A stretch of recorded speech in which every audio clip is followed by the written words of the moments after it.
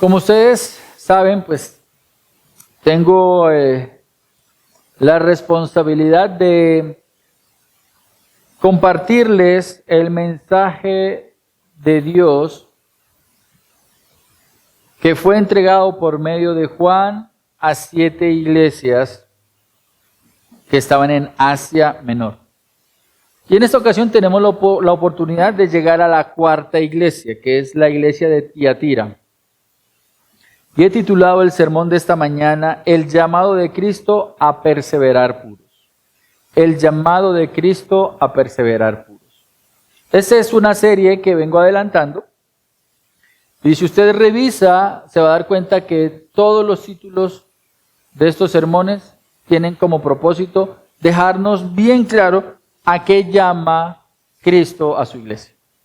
¿A qué llama Cristo a su iglesia?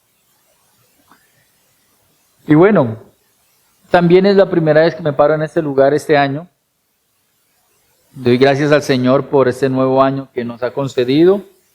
Doy gracias a Dios por ustedes, porque ustedes, al igual que yo, somos la iglesia del Señor donde el Señor nos permite servir. Y porque precisamente si no hubiese iglesia, no tendríamos cómo poner al servicio de los demás los dones que el Señor nos ha dado, que tiene como propósito el crecimiento de cada uno de nosotros. Entonces, yo deseo y pongo mi petición delante del Señor, y es que para usted sea también de bendición el servicio que ofrezco a ustedes en esta mañana.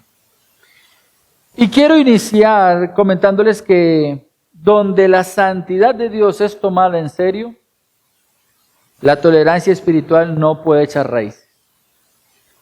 Donde la santidad de Dios es tomada en serio, la tolerancia espiritual no puede echar raíces.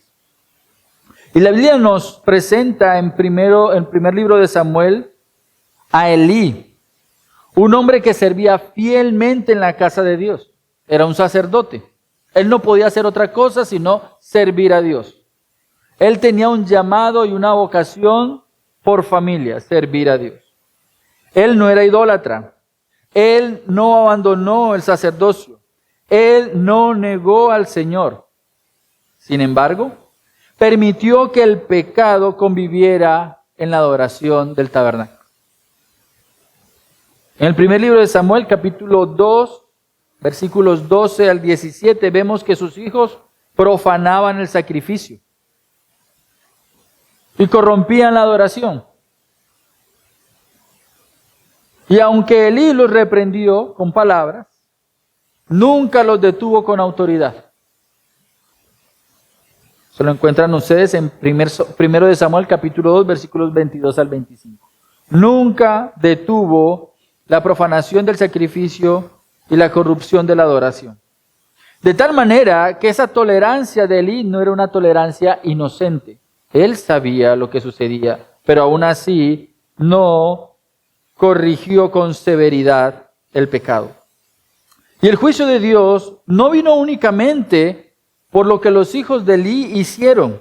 Si ustedes conocen la historia, Dios emitió juicio sobre Elí, sobre la casa de Elí, y murió tanto Elí como sus hijos. De tal manera que el juicio de Dios vino por lo que Elí dejó pasar. Lo que parecía paciencia y que realmente fue tolerancia al pecado, terminó siendo desobediencia en Elí. De tal manera que la santidad de Dios nunca ha sido compatible con la tolerancia espiritual. La santidad de Dios nunca ha sido compatible con la tolerancia espiritual. Y esta misma verdad atraviesa el Nuevo Testamento. Pablo entendió y enseñó que una iglesia tolerante no es una iglesia amorosa, sino una iglesia en peligro. Si ustedes revisan en la primera carta a los Corintios, capítulo 5, versículos 1 al 3, Dios reprende a la iglesia porque incluso se practicaba más inmoralidad dentro de la iglesia que fuera de ella. Y en 1 Timoteo capítulo 1 versículo 20 vemos que Pablo mismo le enseñó a Timoteo cómo debería reprenderse el pecado dentro de la iglesia. A tal punto que dice y le enseña a Timoteo: yo mismo expulsé a Himeneo y a Alejandro por blasfemos. En el Antiguo Testamento teníamos corrupción en la adoración, teníamos profanación de sacrificio. En el Nuevo Testamento encontramos que 2 hombres fueron expulsados de la iglesia, de la congregación, por enseñar lo incorrecto. ¿Por qué Pablo entonces era tan celoso en la pureza de la iglesia? En la segunda carta a los Corintios, capítulo 11, versículo 22, leemos: porque celoso estoy de ustedes con celo de Dios, pues los desposé a un esposo para presentarlos como virgen pura a Cristo. Resulta que Pablo entendía que la iglesia del Señor tenía que ser pura. Resulta que Pablo entendió la importancia de que la iglesia perseverara en la santidad y la pureza. Esta misma realidad está en Efesios capítulo 5, versículos 25 al 27. Cómo Cristo muere por su iglesia para presentársela a sí mismo pura y santa. Sin embargo, la historia de la iglesia nos muestra una y otra vez el mismo patrón: pecado tolerado, prácticas culturales adoptadas, ideologías abrazadas y una adoración lentamente corrompida.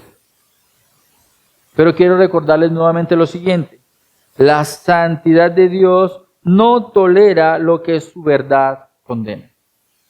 La Escritura tiene muy claro qué es lo que Dios aprueba y qué es lo que Dios no aprueba. La santidad de Dios no tolera lo que su verdad condena. Esa misma tensión atraviesa el mensaje que Cristo dirige a la iglesia de Tiatira, que es allí donde vamos a estar en Apocalipsis capítulo 2, versículos 18 en adelante. Una iglesia activa, creciente en obras, pero tolerante frente a la enseñanza falsa que terminó produciendo inmoralidad. Y eso es un grave peligro. Cuando la enseñanza se está dando de forma inapropiada, termina produciendo inmoralidad. En Apocalipsis capítulo 2, versículos 18 al 29, no habla un sacerdote, como lo hizo Elí. No es una exhortación apostólica, como lo hizo Pablo, sino que habla el Hijo de Dios, cuyos ojos ven y cuyos pies pisan con justicia. Esa es la manera como se revela Cristo a la iglesia de Tiatira.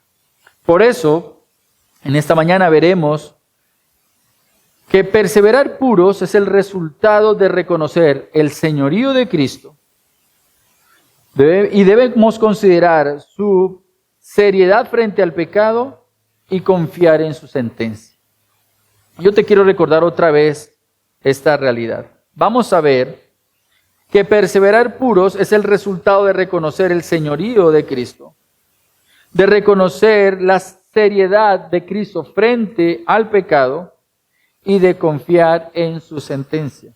Vamos a leer Apocalipsis capítulo 2, versículo 18. Escribe al ángel de la iglesia en Tiatira.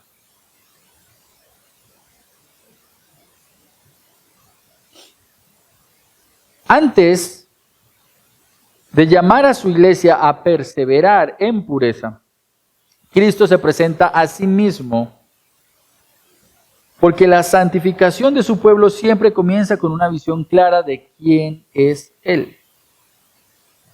Y es allí donde nosotros nos vamos a adentrar en nuestro primer punto: el señorío de Jesucristo. El señorío de Jesucristo. Cristo tiene como propósito mostrarle a su iglesia que Él es el Señor, que Él vela por ella, que Él está interesado en todo lo que sucede en ella. Y siempre ese propósito y ese interés de Cristo por su iglesia debe resultar en santificar a su iglesia. Y por eso, Cristo le dice a Juan, escribe al ángel que está en Tiatira. Y como ustedes ya saben, aquí ángel no es un ser espiritual. El término ángel significa el mensajero. En muchas ocasiones los apóstoles sirvieron como ángeles, mensajeros, aquel que llevaba un mensaje, aquel que llevaba una predicación, aquel que tenía palabra de Dios. De tal manera que Dios le está diciendo a Juan, escríbele al mensajero que va a tener que leer esta carta en la iglesia a Tiatira.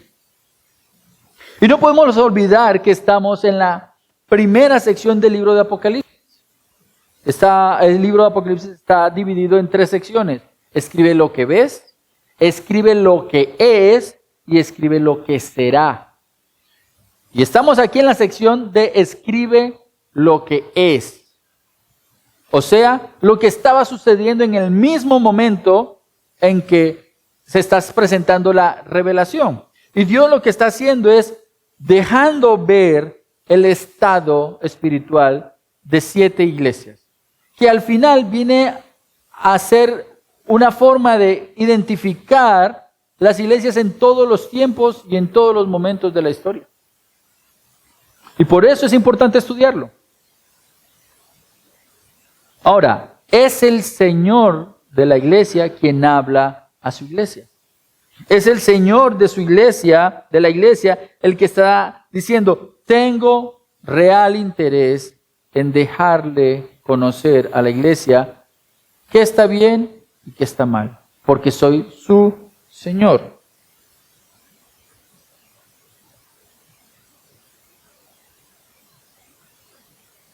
Hay una realidad que tú y yo no podemos olvidar.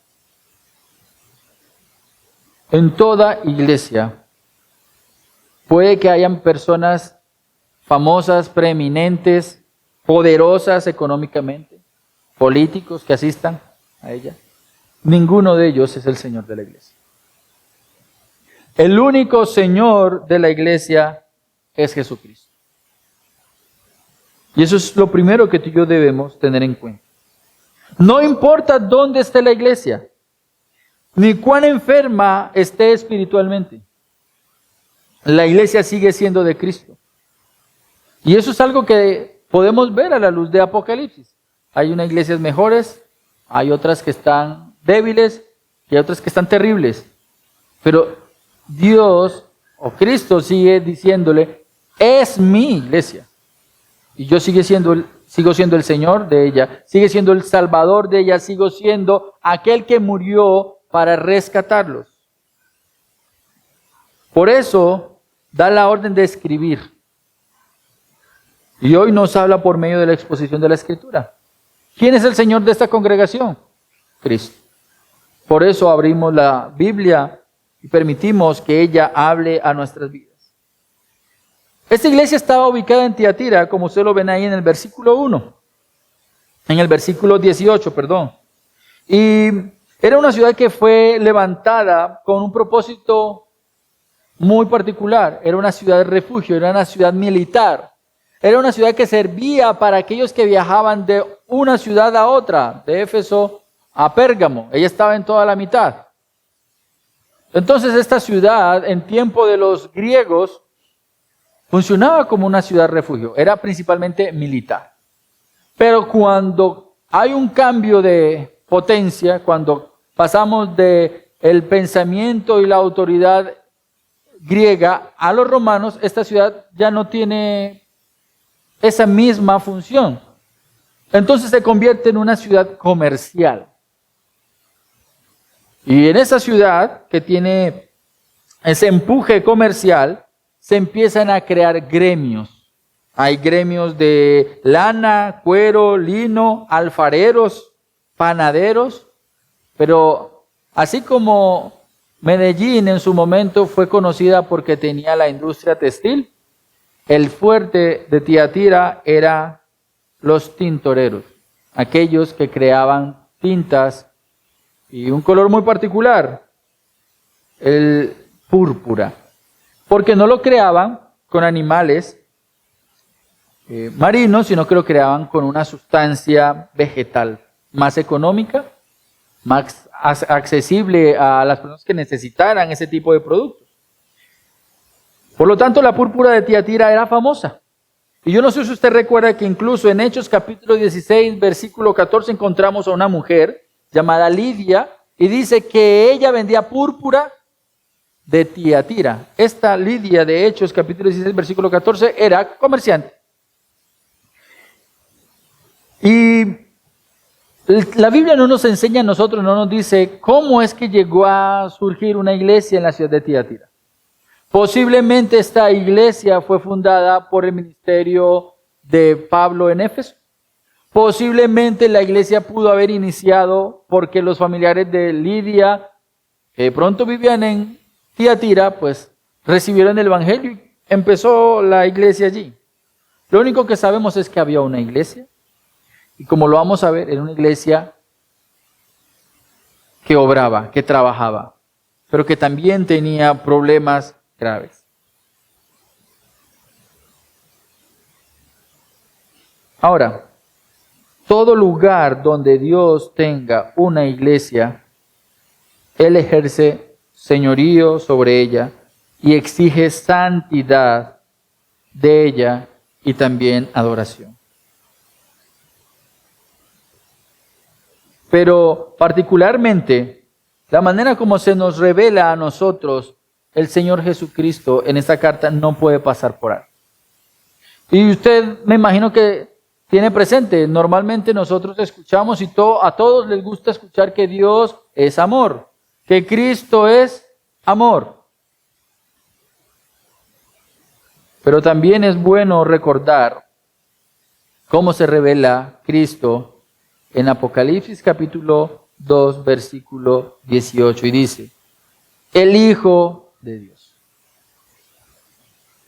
A diferencia de cómo se había revelado en el capítulo 1, versículo 13, donde se asociaba con los hombres, porque en el versículo 13 dice que es hijo de hombre, semejanza de hijo de hombre, como diciendo, uno como tú y como yo.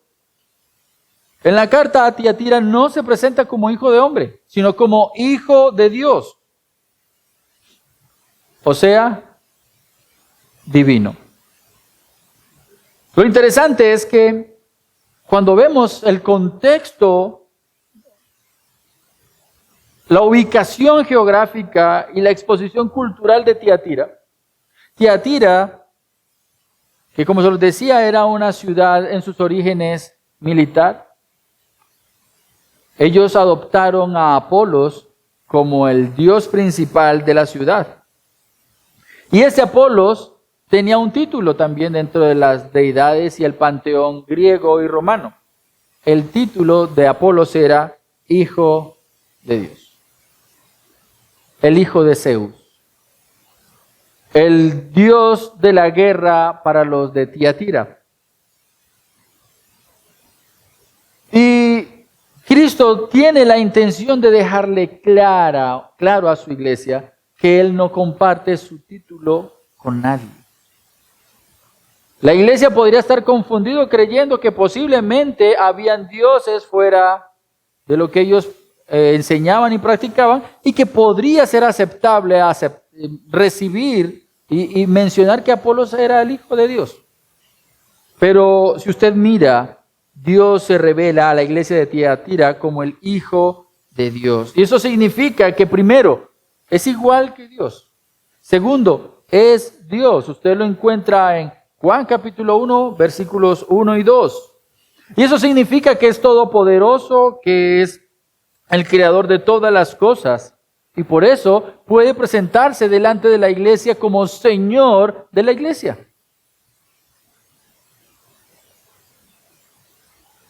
Quien está hablando a la iglesia es el Hijo de Dios.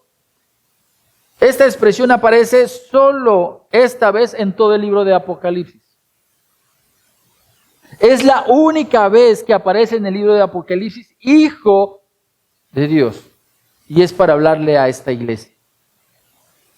Ahora, Tiatira estaba acostumbrada a dioses fabricados por consenso cultural. Y aquí es donde es problemático cuando tú y yo tenemos o pensamos que la cultura también está bien. Tiatira estaba acostumbrado a los dioses fabricados por la cultura. Pero Cristo se presenta como el Hijo de Dios por naturaleza.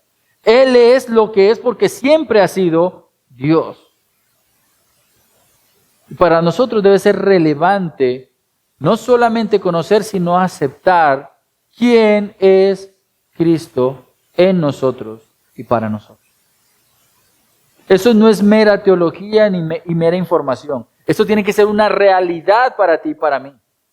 Recuerda que estamos en el primer punto, el señorío de Jesucristo. Y Él se presenta como Señor porque es Hijo de Dios. Ahora, Cristo es único entonces. ¿Quién más es Hijo de Dios? ¿Quién más es igual a Dios? ¿Quién más ostenta la misma autoridad que el Padre? Cristo es único, de la misma naturaleza que el Padre. Y el único capacitado para dirigir la iglesia. Por eso muchos hablan de la singularidad de Cristo, como Él ninguno.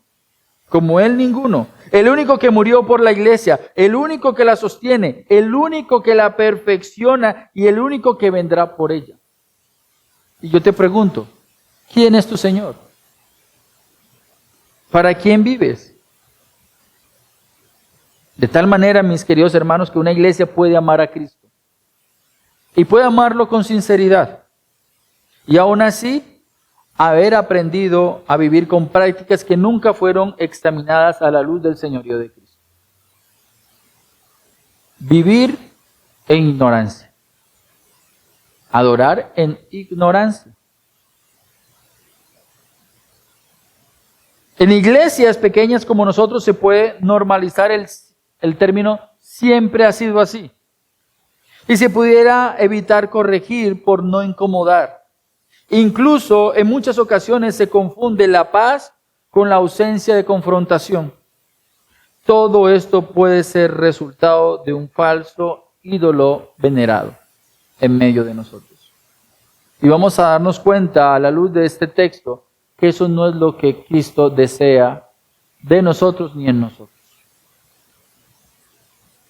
Ten presente que cuando Cristo se presenta como Señor, nos recuerda que la iglesia no se gobierna por antigüedad, por carisma, por títulos ni afinidades, y mucho menos por tradición y costumbre, sino por su voluntad revelada.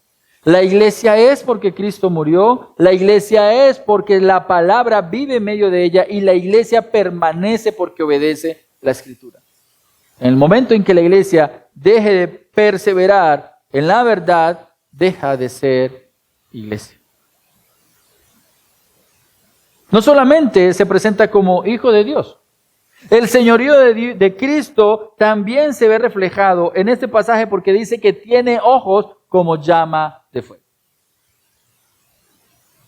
Es interesante que usted y yo en el mundo secular podemos trabajar y tenemos señores, amos, patrones, jefes, y ellos imponen su voluntad, pero muchas veces usted sale de la presencia del jefe y usted hace lo que quiere. Y el jefe le puede preguntar, ¿lo hizo como le dije o no? Y usted le puede decir que sí, pero el jefe no tiene ojos de fuego como Cristo. Él no ve más allá de la apariencia. En este caso, Cristo tiene ojos como llama de fuego.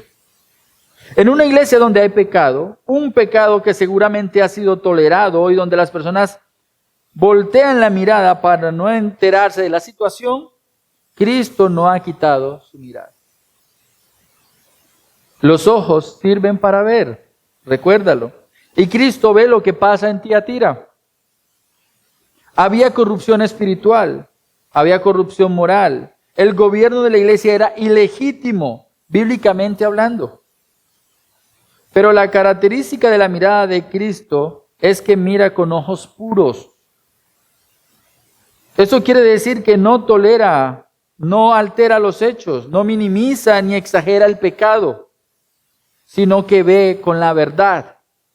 Adicionalmente, mira para santificar, mira para purificar. Gracias a Dios, la iglesia es suya. Y su propósito es limpiarla. Su mirada no solo expone el pecado, sino que purifica a su iglesia, aunque ese proceso implique quemar lo que ha sido contaminado. ¿Quién se puede escapar de la mirada de Jesús? Nadie ni nada. Sus ojos son penetrantes, todo lo distingue. Eso es un atributo de Cristo, porque Él es Dios. Precisamente en Apocalipsis 19:12 y en Daniel 10:6 encontramos esta realidad. Y en esta porción de la carta, Cristo juzgará el pecado de su iglesia porque nada se le escapa. Nada se le escapa. De tal manera que donde se tolera el orgullo, donde de pronto se practique el abuso, normalmente también se aprende a ocultar, a callar y a mirar hacia otro lado. Pero Cristo no mira para avergonzar a su iglesia, sino para limpiarla de lo que ha aprendido a tolerar sin darse cuenta. La santificación comienza cuando dejamos de justificar lo que Cristo ya ha visto. Cuando la Biblia se abre y se expone el pecado, ya no hay forma de justificar el pecado. Simplemente hay que pedirle al Señor que santifique a su iglesia. No es más. Pero adicionalmente también dice el pasaje que no solamente se presenta como hijo de Dios y que tiene ojos como llama de fuego, sino que sus pies son semejantes al del bronce bruñido. Y Tiatira entendía muy bien lo que significaba el bronce bruñido. A tener en cuenta, es la única vez en todo el libro de Apocalipsis donde aparece el término bronce bruñido. ¿A qué hace referencia el bronce bruñido? Posiblemente a la aleación única que se hacía en Tiatira. Una aleación de bronce y zinc. Esto hacía que el material que resultaba de allí era muy resistente, muy fuerte y muy brillante. Cristo se representa como quien es victorioso y vigoroso. La fortaleza de este metal representaba que era rígido y por lo tanto cumplía la función para el cual la pieza había sido diseñada, creada, fundida. Y su brillo representa la santidad y la perfección. La mayoría de los comentaristas afirman que esta imagen no inspira consuelo, sino juicio. Uno muy severo. Como quien está dispuesto a someter a sus enemigos con toda autoridad.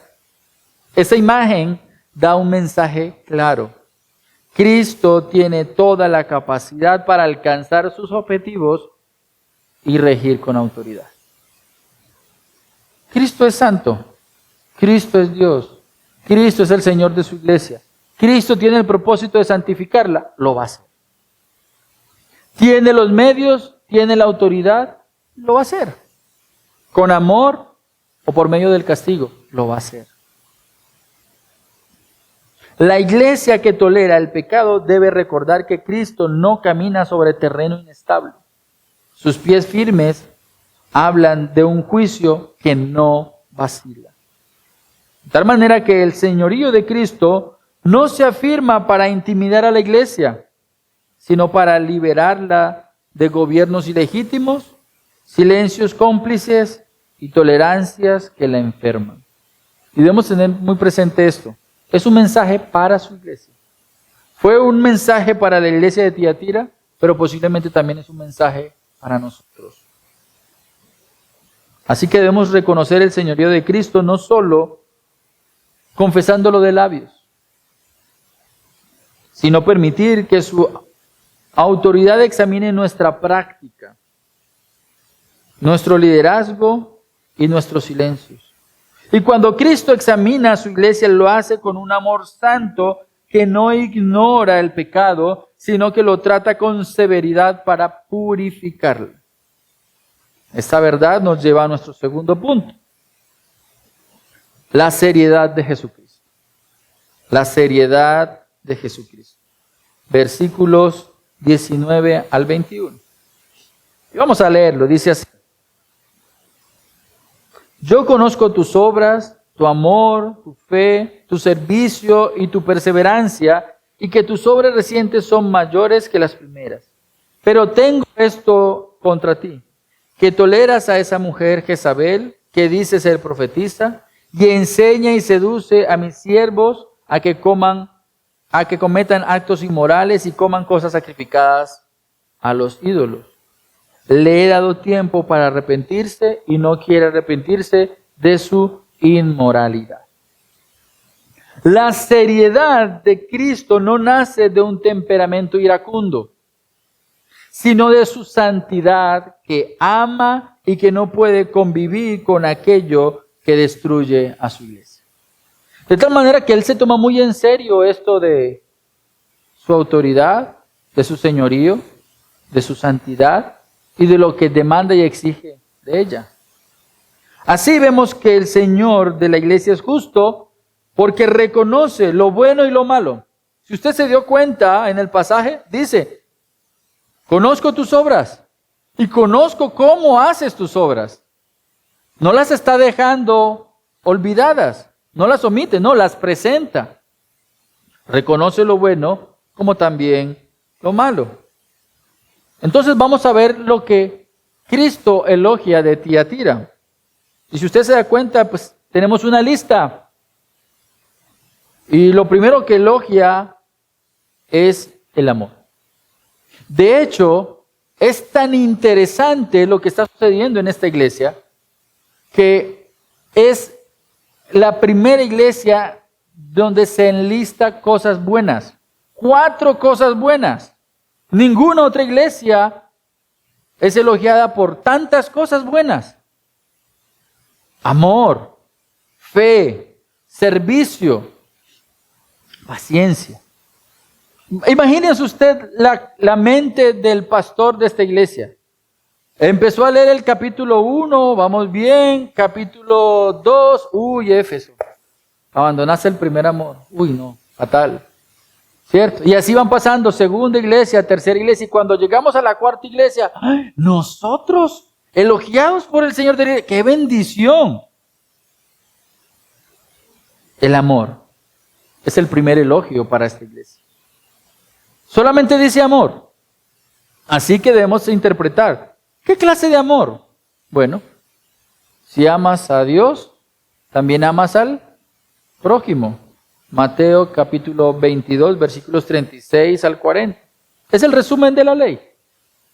Esta iglesia fue elogiada porque amaba a Dios y se amaban los unos a los otros.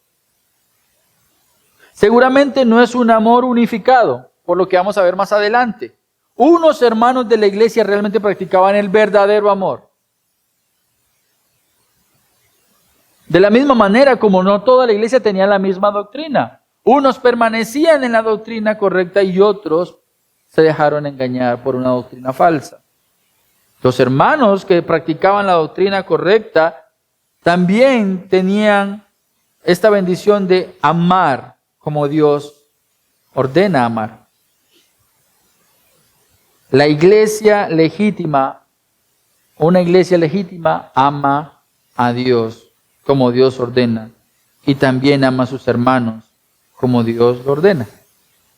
Pero no solamente fueron elogiados por el amor, sino también por su fe, que también puede traducirse como fidelidad. Eran hermanos confiables, eran hermanos que tenían responsabilidad por la iglesia, por el ministerio, por la escritura. Una iglesia constante. Ahora, ¿qué queda? ¿Qué resultado trae el amar fielmente? Son serviciales. Y es la característica que sigue. Es el otro elogio que Dios hace de esta iglesia. Cuando el amor y la fidelidad trabajan de la mano, es imposible no evidenciar el servicio los unos por los otros. Ese servicio es aquel que tiene como propósito suplir las necesidades de los demás. Ahora, Como cuarta categoría de las obras elogiadas por Cristo en esta iglesia tenemos la perseverancia o la paciencia. Los que son fieles de manera resuelta perseveran en la fe. En definitiva, es la primera de las 7 iglesias en ser elogiadas por su amor, y este amor estaba acompañado de otras virtudes, que podríamos decir, ¡qué bendición! No solamente eso, si usted mira el pasaje, no solamente son elogiados por el amor, la fe, el servicio y la perseverancia, sino que dice, y que tus obras recientes son mayores que la primera. Y cuando llegué a este punto yo dije, qué tristeza, porque muchas veces esto no se puede decir de nosotros. Si usted se da cuenta, muchas iglesias están llenas de cristianos Abba. Yo no sé si usted recuerda lo que significa los cristianos Abba. Los que dicen, yo cantaba, yo servía, yo evangelizaba, yo predicaba, y todo es en tiempo pasado. Y eso no es lo que estaba pasando en esta iglesia. Esta iglesia no vivía del pasado, vivía del presente. Las obras del presente de esta iglesia eran mayores que las del pasado. Hasta en eso eran superior a la iglesia de Éfeso. Porque la iglesia de Éfeso dice que el amor se enfrió. Ya no amaban de la misma manera, ya no servían de la misma manera. La iglesia de Tiatira servía más, amaba más que el principio, eran más fieles que el principio. Y eso nos recuerda que muchas veces nosotros somos como esas personas que trabajan buscando oro. Y hay algo que se llama el oro falso. Y se dice que durante la fiebre del oro en California, un miembro novato guardó con su vida un saco de piedras brillantes. Y al llegar a la ciudad, un experto ni siquiera usó químicos para mirar si eso que tenían esas piedras era realmente oro. Solamente cogió un martillo y le dio a la piedra. Y la piedra se quebró. El oro no se quiebra. El oro simplemente se dobla. Es maleable, pero no se quiebra.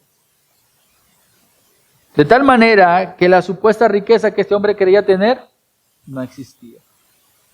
Y nosotros también podríamos ser así. Nosotros podríamos simplemente decir, es que cuando yo enseñaba, pero ya no enseñas. Estás dejando a un lado la realidad de que Cristo sigue siendo el mismo Señor que ha dotado a tu iglesia con dones, y estos dones son para siempre ponerlos al servicio de la iglesia. Tus obras del pasado no te pueden soportar. El brillo del pasado no sirve de nada. Las obras en las que vives hoy son las que evidencian a quién perteneces y para quién vives. En la iglesia de Tiatira encontramos que sus obras eran mayores. Había un grupo de creyentes que servían voluntariamente a su Señor. Todo esto es gracias a que Dios sostiene su iglesia. Pero una iglesia que crecía en amor, servicio y perseverancia, comenzó a fallar precisamente donde parecía ser más fuerte. En discernimiento y fidelidad de la verdad. Así que ahora encontramos la segunda parte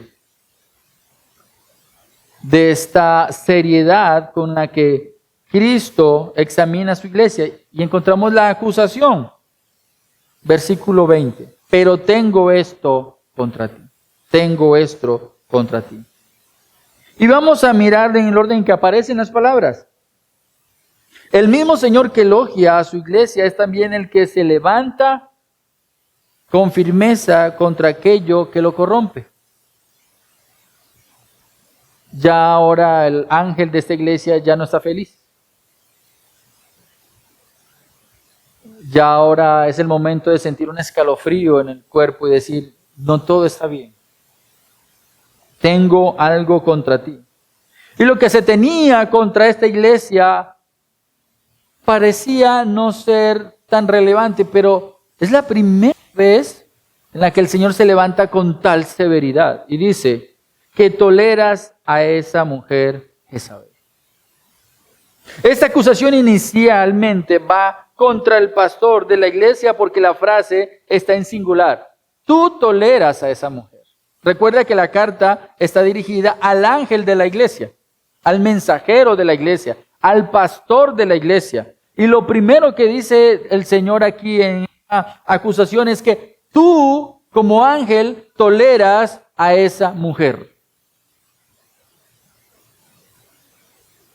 Y yo quiero que recuerden la idea con la que iniciamos en la introducción, donde la santidad de Dios es tomada en serio, la tolerancia espiritual no puede echar raíces. En esta iglesia se empezó a tolerar aquello que Dios no tolera. Por lo tanto, Dios tuvo que levantarse y emitir juicio. Podemos concluir que el pastor de esta iglesia había negociado algunos principios que deben regir a la iglesia de Dios. Es Dios quien determina cómo se debe servir, quién debe servir. Ya el apóstol Pablo había esparcido esta doctrina fundamental por todas las iglesias de la región. Precisamente en la primera carta a los Corintios, capítulo 4, versículo 17, y en esa misma carta, capítulo 7, versículo 17, Pablo le dice a la iglesia de Corintio, todo lo que yo les estoy escribiendo en esta carta es algo que yo enseño en todas las iglesias. La unidad, el matrimonio, la predicación, quién debe y quién no debe enseñar, cuál es el rol del hombre, cuál es el rol de la mujer, cómo se debe servir la Santa Cena, cómo se debe administrar los dones, todo. Pero seguramente el pastor de la iglesia en Tiatira y algunos de sus miembros habían negociado sus principios por algunos intereses. Y aquí es donde tú y yo debemos examinar si de pronto tú vienes a la iglesia y dices creer en Dios, pero no porque hay unos principios reales en tu corazón, sino porque tienes unos intereses particulares.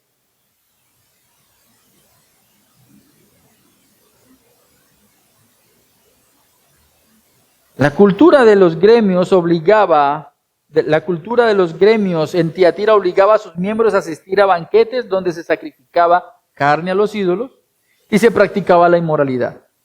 Ser un cristiano artesano en Tiatira significaba literalmente arriesgarse a la quiebra económica si no participaba de esos rituales. Así que, como mucho, posiblemente por temor a ser apartados de los negocios, vendían sus principios para alcanzar una influencia social, cultural y económica.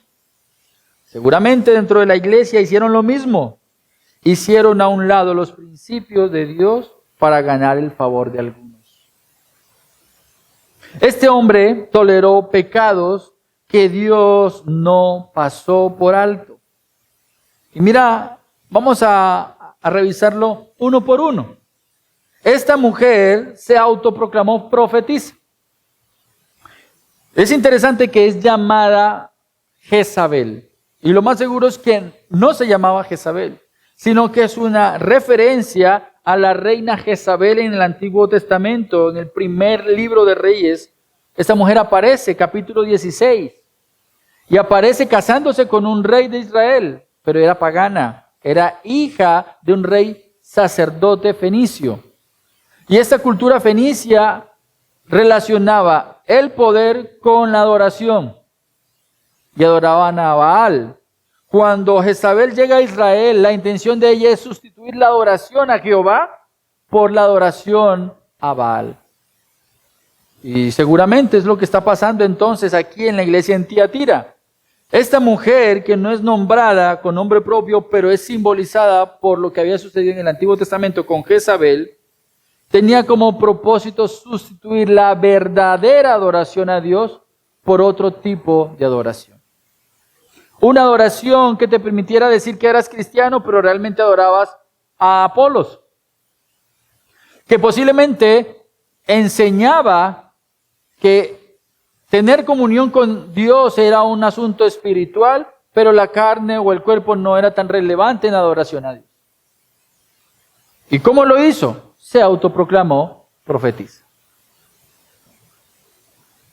desplazando la autoridad de la palabra de Dios.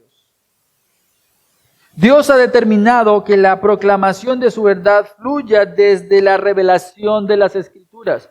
Cuando usted viene aquí, usted se da cuenta que aquí abrimos la Escritura, porque la enseñanza debe partir de la Escritura, fundamentarse en la Escritura, y la idea es que usted confíe solamente en la Escritura.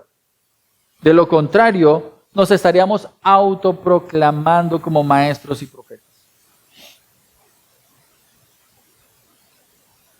En la iglesia apostólica, los apóstoles y profetas estaban sometidos a la Escritura. ¿Cuánto más nosotros debemos hacer lo mismo? Pero en el caso de la iglesia Tiatira, esta mujer hizo a un lado la Escritura y se presentó a sí misma como profetisa, como mediadora de nueva revelación. Segundo pecado o error, esta mujer enseñó doctrina falsa. La enseñanza de esta mujer estaba relacionada con las cosas profundas de Satanás.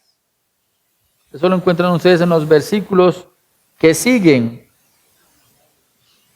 Y posiblemente la idea que se relaciona con estas cosas profundas de Satanás, primero tenía que ver con que la relación con Dios es una relación de espíritu a espíritu, porque Dios es espíritu. Por lo tanto, la carne o el cuerpo no es tan importante. O sea, lo que usted coma o lo que usted haga con su cuerpo no es relevante. Es una doctrina satánica. Es un pensamiento dualista. El bien para las cosas inmateriales y lo material condenado a perderse. Pero seguidamente también, y hay la posibilidad de que las cosas profundas de Satanás tenían que ver con que, como hijos de Dios, pues estaban o tenían la libertad para inmiscuirse y llegar a conocer misterios. Y hasta donde usted ha podido leer las Escrituras, nadie ha recibido la ordenanza de buscar los misterios que están relacionados con el mal o con Satanás. Pero esta mujer enseñaba ese tipo de asuntos. O sea, en pocas palabras, se trataba de una falsa libertad espiritual. Falsa libertad espiritual. Esta enseñanza contradice directamente el diseño del Creador. Cristo, quien hizo el cielo, la tierra y al ser humano, ha dado dignidad al cuerpo. Por lo tanto, el cuerpo no es desechable ni moralmente neutro, sino un instrumento que debe glorificar a Dios. Todo lo que tú hagas, todo, completo, o glorifica a Dios o no lo hace. Esta mujer estaba enseñando una doctrina demoníaca. Pero adicionalmente, otro pecado que se toleró en la iglesia de Tiatira fue la falsa doctrina que condujo a la inmoralidad. Y como siempre ocurre, la falsa doctrina desemboca en el pecado práctico. ¿Por qué? Pues muy sencillo. La Escritura presentada con fidelidad santifica. La Escritura adulterada no santifica. Esta mujer no estaba utilizando la Escritura, estaba enseñando cosas que provenían de hombres. Por lo tanto, su enseñanza no iba a santificar, iba a conducir al pecado práctico. Y la Biblia menciona, el texto menciona por lo menos dos prácticas. Uno, el adulterio, y el otro, comer alimentos sacrificados a los ídolos. Primero, la inmoralidad sexual, tanto espiritual como física. La falsa religión nunca permanece en el terreno de las ideas. Inevitablemente se expresa en la conducta moral, necesariamente. Pero también, dice allí, había una idolatría encubierta. Y usted puede decir, bueno, pero Pablo enseñaba que los ídolos no son nada. Primero los Corintios capítulo 10, versículo 20. El problema está en que esta mujer podría tener posiblemente dos intenciones. Uno, o dañar la conciencia de ciertos hombres, obligándolos a comer carne ofrecida a los ídolos, para dañar su conciencia y que hicieran lo que ella quería dentro de la iglesia, manipulándoles, o los inducía directamente al culto satánico, que era muy conocido y popular en la antigüedad. Dios no pasó por alto este pecado. Y no sabemos qué tan libre era esta mujer para enseñar o para actuar dentro de la iglesia. Podríamos decir que posiblemente lo hacía de manera encubierta, porque Dios se revela y Cristo se revela como alguien que tiene ojos que ven más allá de lo que las personas no podían ver. Aún así, hay que tener en cuenta algo importante. Esta mujer se daba la libertad de enseñar dentro de la iglesia. Y Dios no ha encomendado a la mujer la responsabilidad de la enseñanza pública y no está autorizada para presentar la palabra de Dios ante la asamblea. Esto no se trata de un machismo en Pablo. Esto se trata de una ordenanza de Dios que ha considerado que es buena, agradable y perfecta. En 1 Timoteo capítulo 3 versículos 1 al 7 y en Tito capítulo 1 versículos 6 al 9 siempre se hace referencia a que la voluntad de Dios es que hombres masculinos, obispos o presbíteros tienen la responsabilidad de prepararse y enseñar la voluntad de Dios. Seguidamente, Pablo lo que hace en 1 Timoteo capítulo 2 versículos 12 al 15 es decir que ese orden está establecido por diseño de creación. Y por eso Pablo dice, fíjate, le dice a Timoteo, el orden fue el siguiente, el hombre fue creado primero, después la mujer.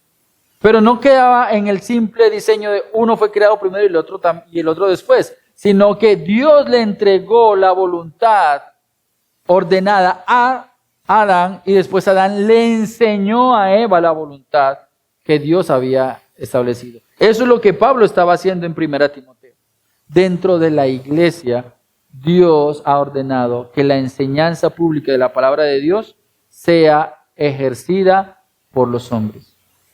Dios así lo quiso. ¿Cuál es el rol de la mujer dentro de la iglesia? Ustedes pueden leer 1 Timoteo 2:12. Pues están encaminadas directamente a someterse a sus esposos, cuidar de sus familias, enseñar a otras mujeres.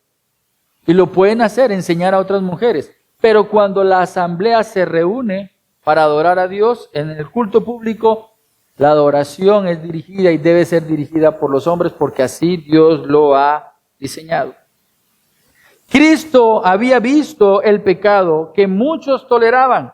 Algunos lo aprobaban abiertamente y otros simplemente miraban hacia otro lado. Pero Dios no es indiferente a la desobediencia. Así como Judas, esta mujer pudo haber sido influyente, confiable para algunos y atractiva para otros. Sin embargo, ante los ojos de Cristo era objeto de juicio. ¿Cómo así? ¿Por qué? Bueno, la razón es por lo que dice aquí el versículo 21. Le he dado tiempo para arrepentirse y no quiere arrepentirse de su inmoralidad. Y escuche muy bien esto. ¿Cómo es que Dios le había dado tiempo para arrepentirse? Pues el mismo testimonio de los hermanos fieles. La predicación fiel dentro de la iglesia que convivía con la predicación falsa. El tiempo transcurrido en el que ella estuvo dentro de la congregación fue el tiempo que Dios le dio a esta mujer para arrepentirse, pero no quiso arrepentirse. No quiso arrepentirse. Ahora, ella va a tener que ser objeto del juicio. La santidad de Cristo nos llama hoy a dejar de confundir amor con tolerancia y cuidado pastoral con silencio. por lo que ustedes se acaban de dar cuenta. Parece ser que este pastor fue tolerante con lo que no tenía que ser tolerante. Calló cuando no tenía que callar. Como iglesia, quizá no convivimos con pecados escandalosos, pero sí con pecados titulados respetables. Orgullo espiritual que no se deja corregir. Decisiones tomadas sin rendición de cuentas. Autoridad ejercida sin humildad. Murmuración disfrazada de preocupación y una comodidad espiritual que ya no tiembla ante la palabra. Cristo no confronta a su iglesia para destruirla, sino para purificarla. Su llamado no es a señalar culpables, sino a examinarnos delante de Dios. Donde el señorío de Jesucristo es reconocido, la tolerancia al pecado no puede permanecer. Si en esta iglesia hay tolerancia al pecado y nosotros estamos confesando que Jesucristo es nuestro Señor, tenemos que cambiar la manera como vivimos el Evangelio. Hoy el señorío de Cristo y su seriedad ante el pecado nos invita a arrepentirnos no solo de lo que hacemos mal, sino de lo que hemos aprendido a dejar pasar. Recordemos, la severidad de Cristo no busca destruir su iglesia. Pero cuando seguimos el pasaje de las Escrituras, vemos que no solamente se muestra como Señor, no solamente se muestra como alguien que se toma en serio el papel de juez, sino que toma unas decisiones. Así que encontramos a partir del versículo 22 y hasta el 29 la sentencia. La sentencia.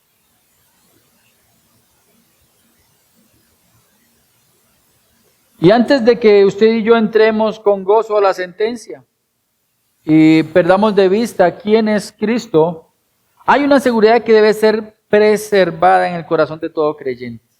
Y es que aun cuando Cristo castiga, lo hace con justicia, paciencia y misericordia. Así que encontramos dos sentencias en esta porción. Una para los obedientes y otra para los desobedientes. Como en todo lugar posiblemente, aquí también, aquí habremos creyentes obedientes, pero también habremos creyentes desobedientes. Y esto nos llama a nosotros a revisarnos. Y encontramos lo primero, la sentencia para los desobedientes. El castigo de Cristo anunciado es severo para los desobedientes. La imagen de ser postrado en cama que aparece aquí en el versículo 22 que dice, por eso la postraré en cama a ella. No es una cama de descanso.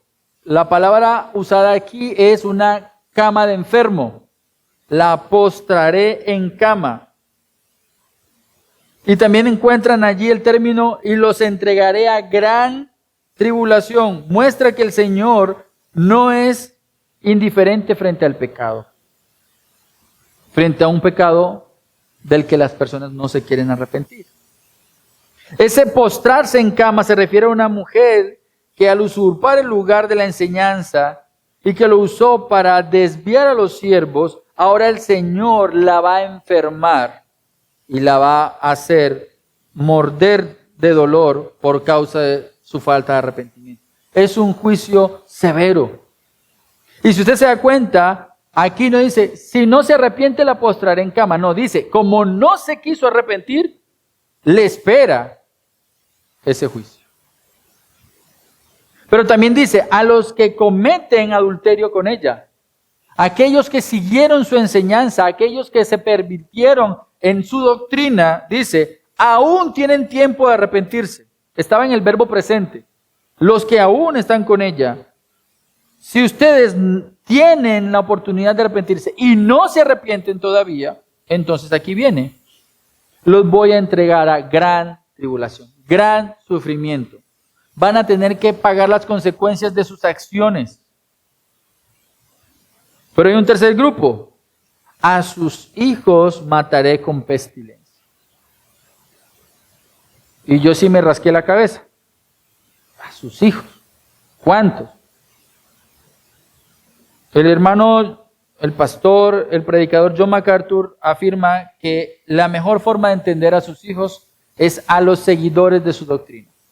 No solamente los que estuvieron con ella en la inmoralidad sexual, sino aquellos que persistieron en la falsa doctrina. Es aquellos a quienes debemos entender como a sus hijos. Y esos hijos de doctrina, Dios juzgará hasta erradicarlos de su iglesia. Créame, con la santidad de Dios no se juega. Recuerde que todo lo relacionado con adoración a Dios, Dios siempre se muestra como aquel que consume con fuego. Los hijos de Aarón fueron consumidos por fuego por presentar adoración que no correspondía con la ordenanza de Dios. En Hebreos, Dios dice que aquellos que no le adoran como debe ser, Él es fuego consumidor. Y vemos lo mismo en Apocalipsis capítulo 2, para aquellos que no se quisieron arrepentir de sus pecados dentro de la iglesia. Aquel que tiene ojos como llamas de fuego, da una sentencia severa frente a los desobedientes. En Romanos capítulo 2, versículo 6 encontramos de que Dios pagará a cada uno conforme a sus obras. Tú pecas porque quieres. Tú permaneces en tu pecado porque quieres. Dios ha dado tiempo para el arrepentimiento cada vez que llegamos delante de su palabra. Y si tú y yo no nos arrepentimos, entonces seremos juzgados. Pero hay una sentencia para los obedientes. Versículo 24. Pero a ustedes, versículo 24, a los demás que están en Tiatira, a cuanto no tienen esa doctrina, que no han conocido las cosas profundas de Satanás, con ellos, como ellos las llaman, les digo que no les impongo otra carga. ¿Cuál es la otra carga? Pues no tienen que hacer nada más. Sigan haciendo lo que tienen que hacer. No obstante, lo que tienen, reténganlo hasta que yo venga. La verdad, sostener la verdad, vivir la verdad, obedecer la verdad, predicar la verdad y no tolerar el pecado. No tolerar el pecado. Para estos fieles hay unas recompensas finales. Una autoridad sobre las naciones, que tiene que ver con la promesa del reino milenial. Y dice también que les será entregado el lucero de la mañana, que a la luz de Daniel, capítulo 12, versículo 3, está relacionado con parecerse a Cristo. Y mis queridos hermanos, la verdad es que el llamado es supremamente claro. Cristo llama a su iglesia a perseverar puros, independientemente de lo que esté a tu alrededor. Cristo no solo es juez que reprende, sino el Señor que ofrece misericordia hasta el final. Por eso, hoy te desafío con esta verdad. La santidad de Cristo no es una carga para los fieles, sino tu protección. La santidad de Cristo no es una carga, sino que es nuestra protección. Perseverar puros no es el resultado del esfuerzo aislado ni de una vigilancia humana constante. Es el fruto de una vida que reconoce cada día que Cristo es Señor, que no toma a la ligera la seriedad frente al pecado y que descansa con confianza en su sentencia justa y fiel. Recuerda que Cristo no te pide nada más, sino que seas fiel, que seas fiel. Que el Señor nos halle perseverando puros, no porque tememos el castigo, sino porque reconocemos su señorío, su belleza, su brillo, su gloria y su amor. Te invito a que cerremos nuestros ojos y vamos a orar. Señor, gracias te doy por la hermosa oportunidad de haber sido expuestos a tu palabra.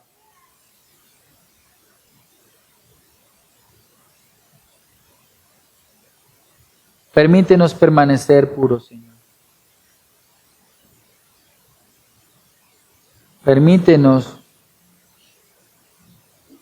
reconocer el señorío de nuestro Señor Jesucristo.